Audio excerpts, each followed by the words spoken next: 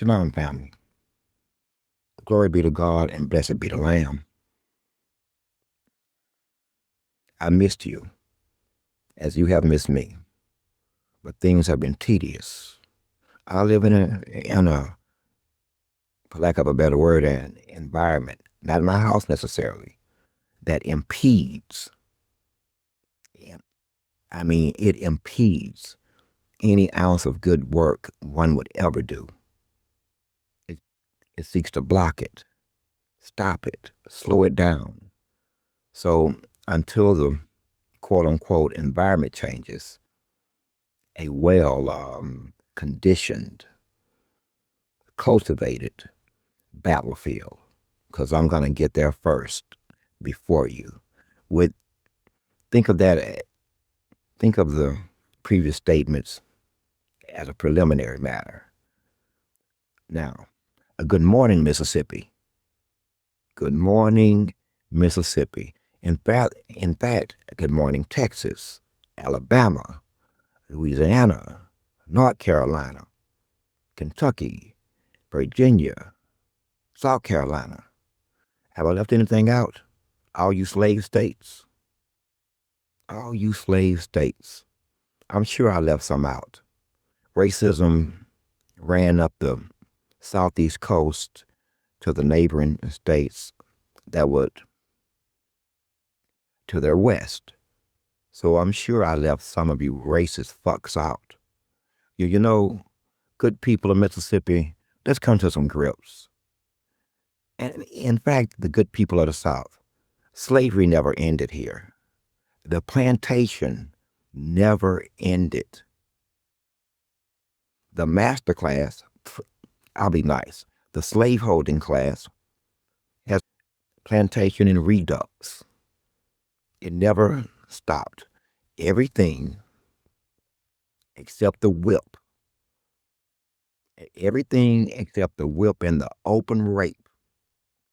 But these days, you don't have to rape them because they've been conditioned to create that disgusting sexual act. I'm sure the master class even knows that it's disgusting. He or she just engages in it anyway. Anyway, the plantation never should be quiet and let them, the plantation ruling class, do what it does. Let them investigate. Sir, you from Mississippi. You're from Mississippi. Have you forgotten? Do I have to rattle off a list of things that Mississippi is actually guilty of? How many people have you let go? How many cases have went unsolved? How many times have a white man ever been convicted or otherwise harmed for for violating the right run of the mill? Prejudice, bias, but give you power and the use of the institutions and the systems. That's where the racism starts. See, everybody's confused about what that definition of racism actually is anyway, because of you. You have them thinking rather, that racism means I don't like someone because of their race. That's not racism. That's biasness. That is prejudice. If they have no power, then they can't be racist. Racism is using the institutions and the systems and in the heat of the night, house Negroes for sure. You can tell that that show could only come from somewhere like that. I mean, it's classic. It's classic. Please, y'all, go and watch In the Heat of the Night. If you just watch one episode, pick an episode. It's classic. It's classic. Goodness gracious, it's the plantation.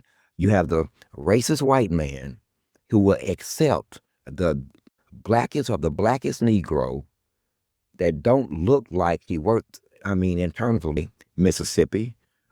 I and again, I don't mean to target you, but yes, I do. I mean, I want to know what makes you think you can judge black people fairly, that you can ever be just with black people when you never have.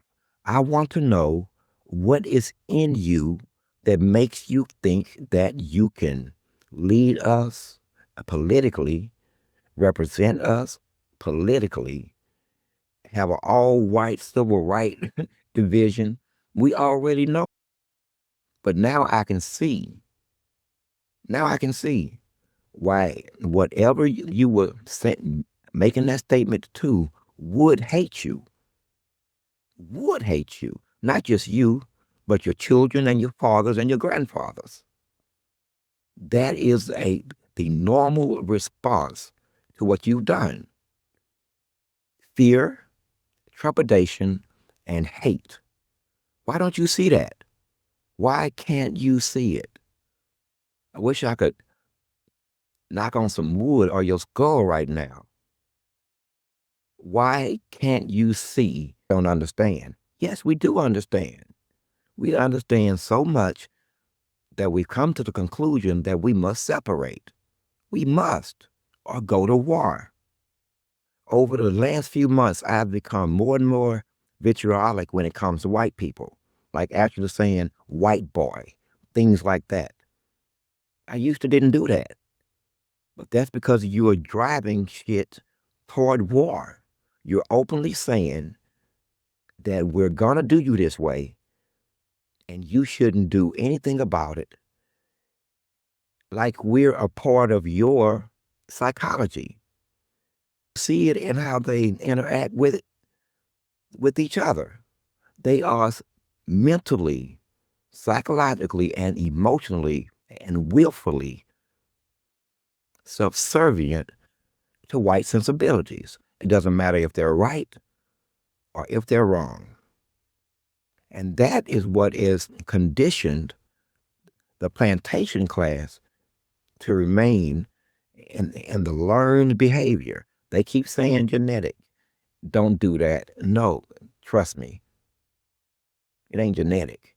It is a learned behavior taught to you decade after decade by your own racism, especially in the eyes of those who don't look like you. What part of this are you not getting? I mean, I'm being pretty much, I know that I'm right. What part of this are you not getting? Or do you have some kind of mental block? Just a mental block where you're like so many others that I know. I just can't hear it. I can't better hear it. I can't better hear the truth. I can't internalize it. I can't analyze it. I can't bring it to some other conclusion. Are you that stuck? Bathes, see, I don't want to hurt your children, but they need to hear this. Healed to drain their blood and bathe in. All the while, all the while, and within that same period, uh, a black woman could easily find her child starving because she can breastfeed her child for feeding yours. That created some kind of weirded out connection that we ain't been between you and them that we ain't been able to break yet.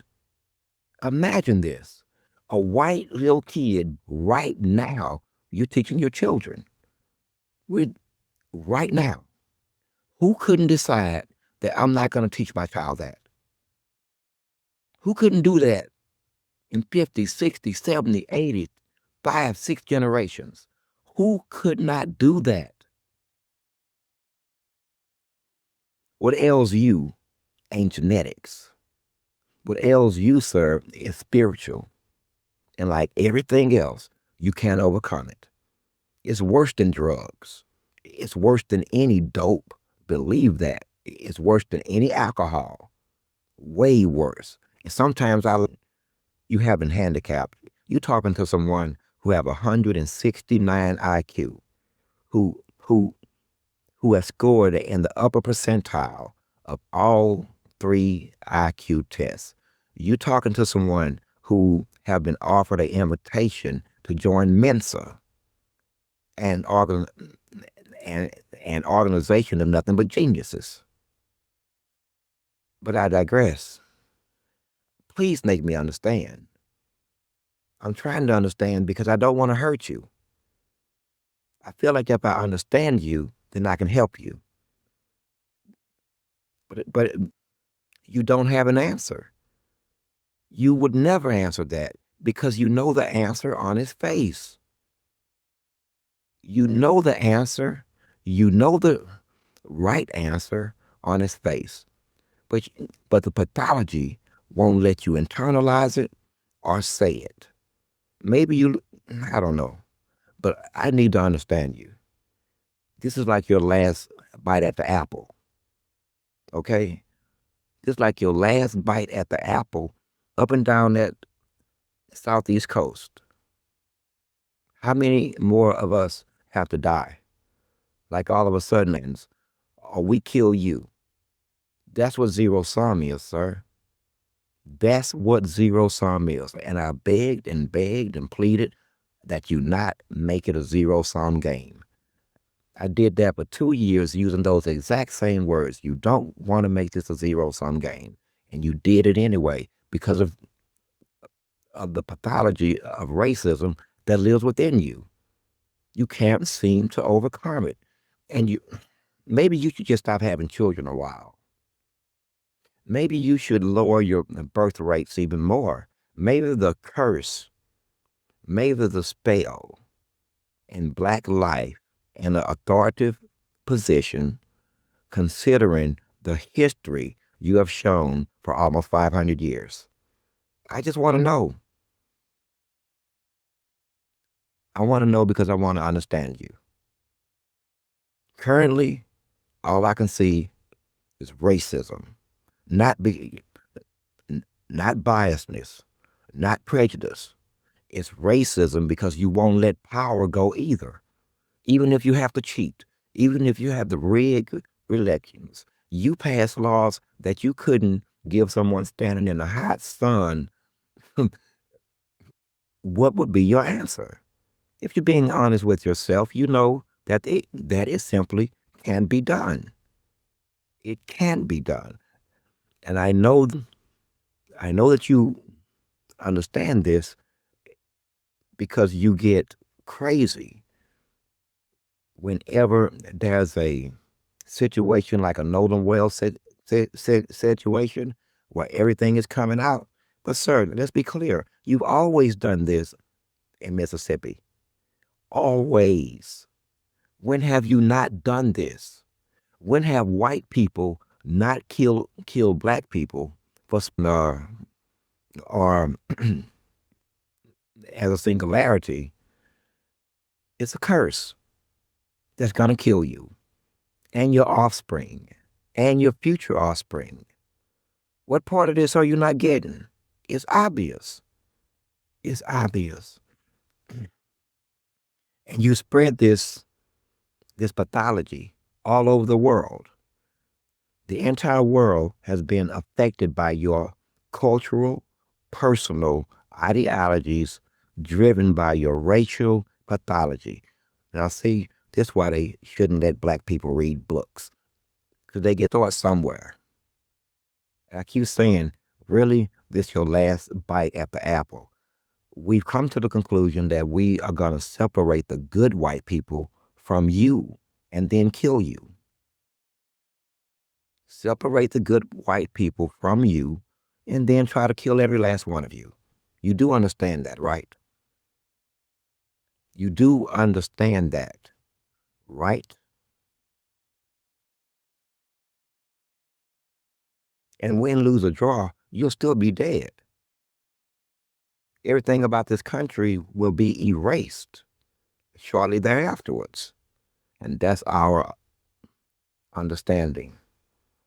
But that's not what's happening here anymore.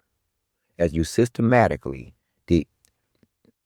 dismantle, if you have to, democracy itself. You're willing to sacrifice both this country and democracy. And this is why I say the Union soldiers didn't finish the job, and they didn't spend enough time here. They did make inroads. They came back in terms of assassin. See, you, sir, have been allowed to fester.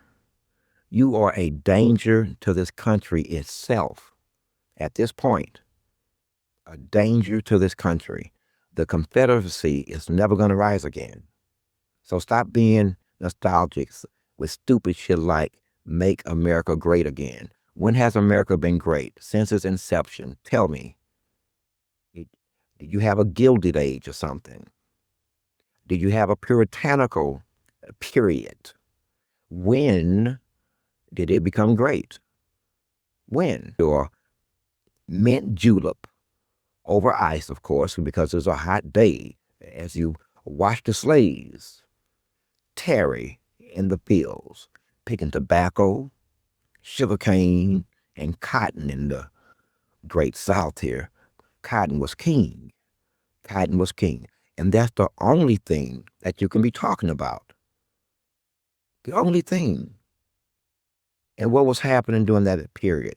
We were dying, being raped, babies eaten, babies placed on rope and thrown out in the bayou to catch alligators. It ain't. Mother Nature don't put that ugly inside it. You put the ugly inside, and it started with your grandfathers long ago who spilled all that blood and could never repent and never redeem themselves before God's eyes. Not because they couldn't, but because they wouldn't. And when you won't and you keep doing it decade after decade, then sooner or later, you meet the devil. And the devil has been abusing you ever since. And through you, I don't want to be too blunt because you're fragile and you're frail and you're weak because you can't take any kind of truth.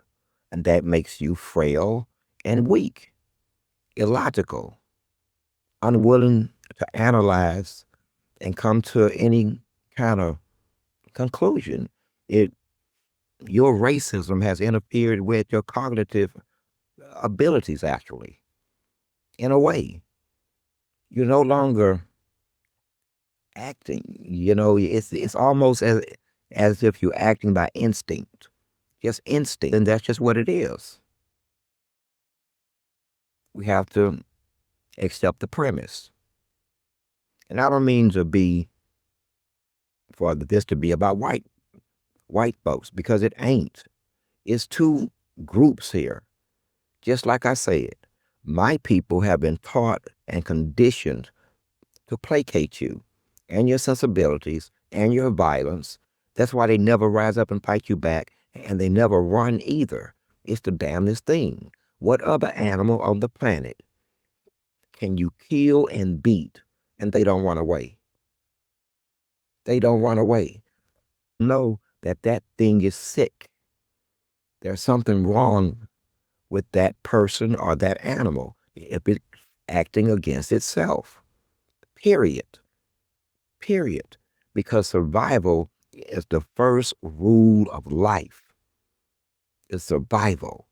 That's why other things run. At the merest hint of a threat, they gone. If they can help it. And if make it happen. And if they not gone, they're gonna kill you first. That's from the bears to the tigers to the snakes. You name it. And that which we cannot fix. Well, let's just put it this way. We've made decisions. The decision is 1/3 of my people will separate from the other 2/3. 20% of Gentiles, meaning non-black people, will be coming with us. Whites, blacks, Angels, Middle Easterners, Hispanics, you name it. It's just going to be a hodgepodge of different languages and races and orthodoxies and understandings of God. It's going to be like one big ass putting the puzzle together, laying the train track to go down the same line, okay, without ever deviating. But the train track is not there. So someone lays the track in front of you, and then you just go down it. You just go down it. And that's how both of these populations are, blacks and whites in the South. Listen, I do construction. I build, for a living, I build houses. Of America is no good. It's like God said, it's built upon sand. And when the waves come, when the water comes, it washes away the sand and the foundation sinks. Ergo, your beautiful home is going bye-bye. And as the turmoil,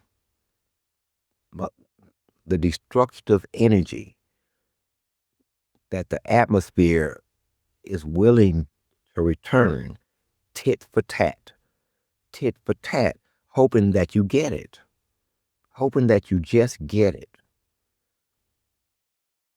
You simply need help, but no one can force the help on you. You've created a system that no one can help you. Actually, once you make it impossible for the discussion or the conversation to even happen, it's over. It's over. You see it as power, but it's not power. It undermines you over time. It undermines you. It tells the whole world that you can't be trusted, that you have no credible. It's a learned behavior for them too. This from birth. You've taught them to raise their children to respect you for absolutely no reason, and in the face, in the face of the turmoil, in the face of the violence, to still respect you, to the point that some of them will even have sex with you. That's the reality. Sounds ugly, but that's the reality. That is the reality. And there's those numbers flipping again. 4414. You're in trouble. Like I keep saying, it's God's way of saying, sir, that's not adult. That's not mature. That's not dominant. It's not masculine. It's not good. It's none of those things. You have the power to not answer. And that's the power of a child. That's the power of a child. I've had my own children just clam up on me when they know I have known that dad got the dirt on them. They just go quiet. And they just want to hope I hurry up and say what I'm going to say. And I'm just saying, have a look at the situation here. Are you ready? Are you willing to destroy the country for your sensibility as Southerners?